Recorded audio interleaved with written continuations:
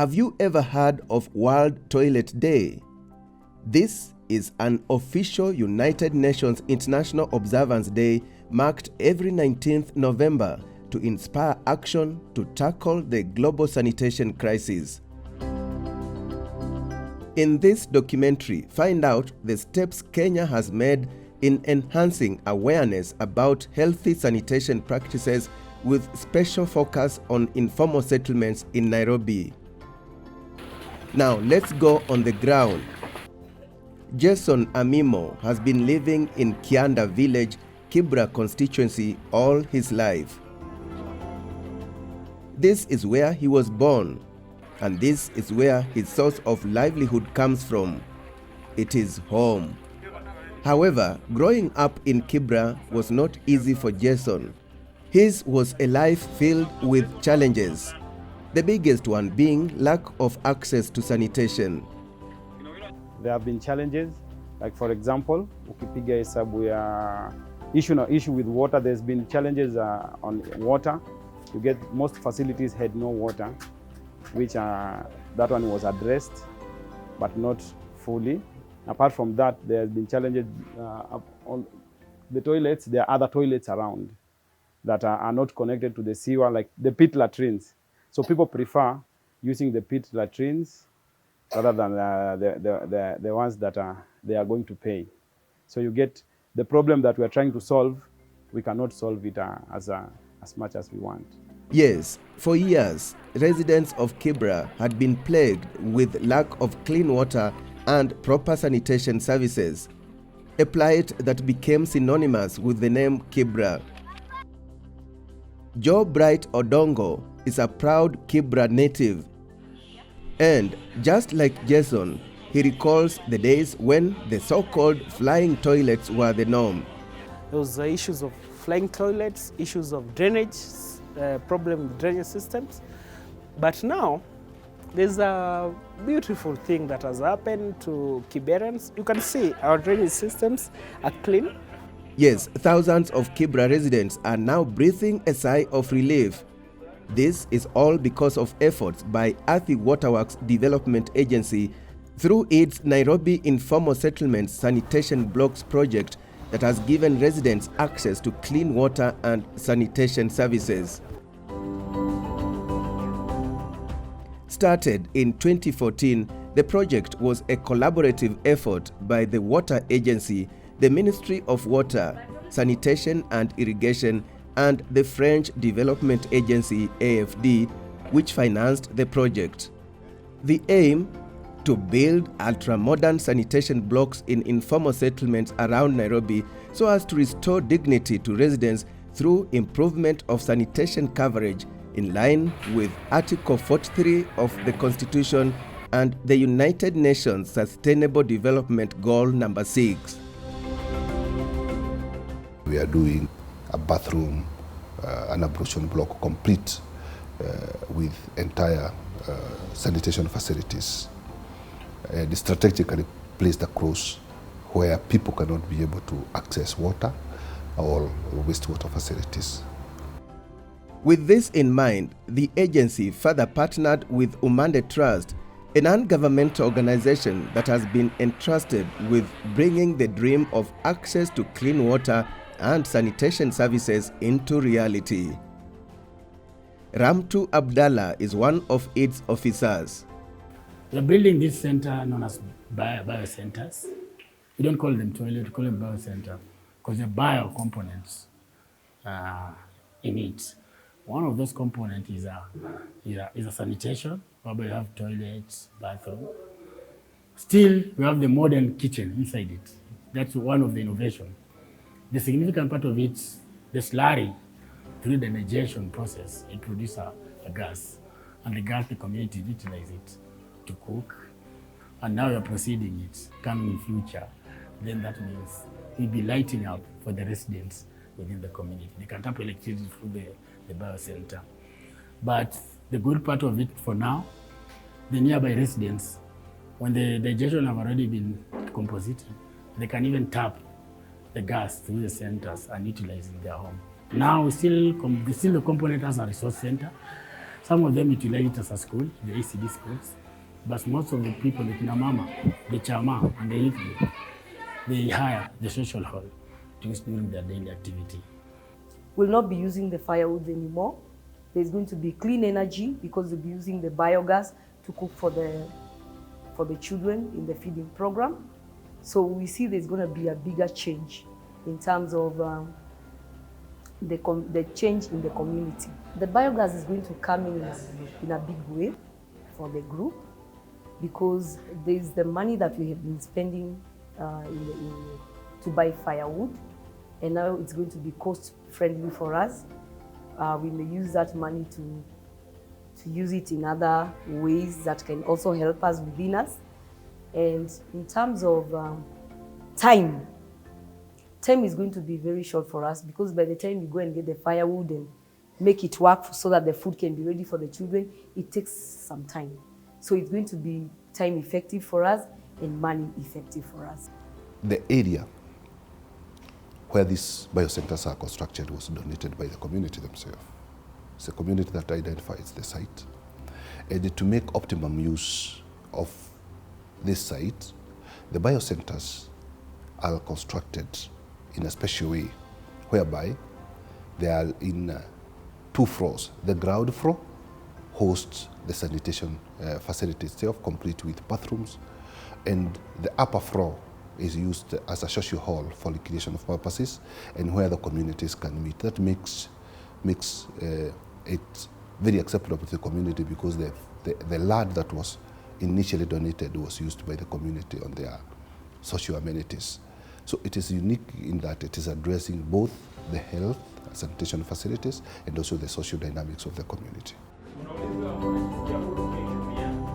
When it comes to sustainability, the agency and partners went a step further and offered training to the community-based organizations, empowering them with best practices for management and maintenance of the project. Mimi naitwa Dunya Majoni na mimi ndo chairman wa Whispers Champions Youth Initiative, na tuko watu 27, average ya 18 years to 30. So average inacheza hapo 23, 24 sana wenye tuko members wetu.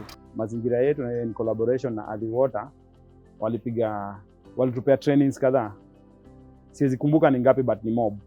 One of them kulikuwa na bookkeeping, tumefunzwa customer relations. Zimetusaidia kwa sababu unaona kulikuwa na time unaweza pata like wasee wanagombana kwa wanagombana kwa bees juu ya do mpaka inasikia mpaka customers. Unajua tu youth but tumelearn conflict management nini, so the best place ya kuzi-apply ni kwa project zetu.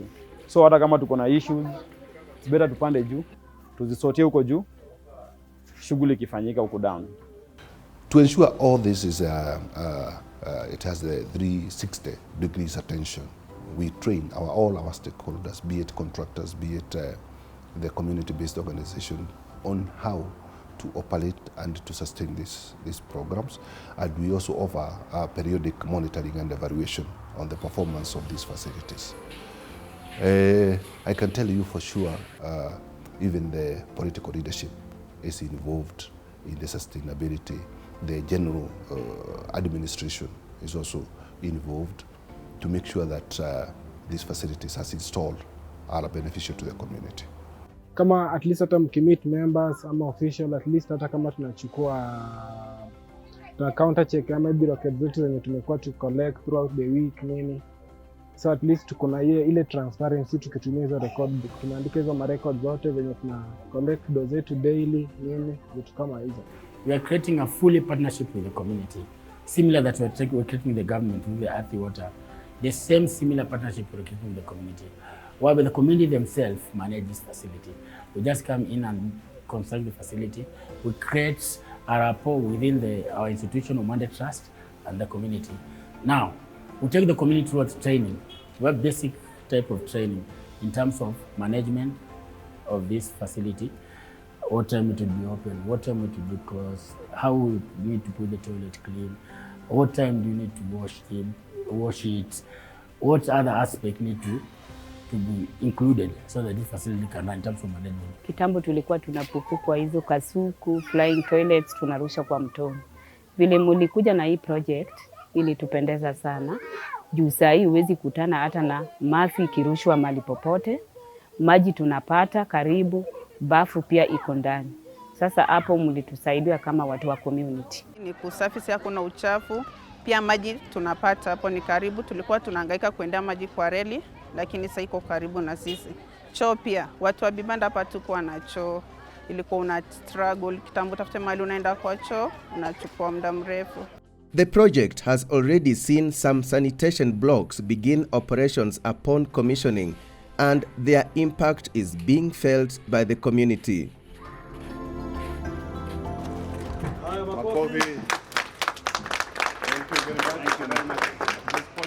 From this facility, I'll say, like really, when the kids come, this is where they come like to help themselves, like toilet and everything, and it's always very clean and safe for the kids. And to us, safety is one of the most important things, and cleanliness and making sure the kids are safe. And these facilities has really helped Cheza kids. Many rivers from the Athi catchment are polluted because they pass through Nairobi.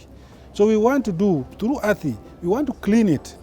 We want to do last mile connectivity to collect all sewage to the treatment plant so that sewage is treated and safely disposed. So that way we are bringing development. Hata si tungependa sana hizi pit latrines zikuwe eradicated. Juu there's no need ya kuwa sewer line iko but bado kuna pit latrine. Hizi ndo zinafanya panya zinakuwa mingi, hata unapata kwa nyumba unakanika unaishi na panya.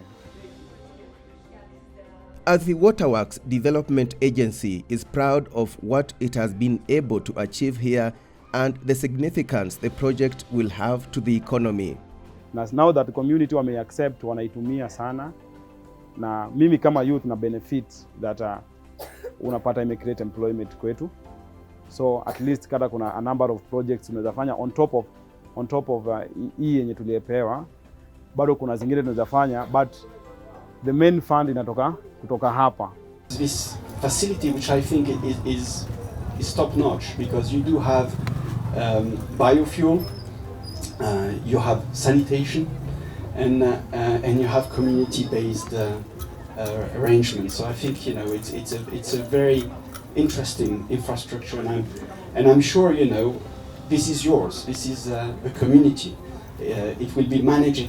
It will belong.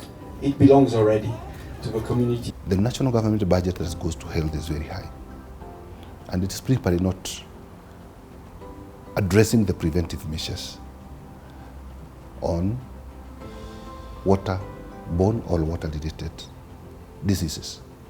So what we are addressing is a health issue, and principally once we address the sanitation facilities, it has been indicated, and data has it, that over 50% of the diseases that are currently at our treatment facilities are preventable, and that budget can go towards other economic use.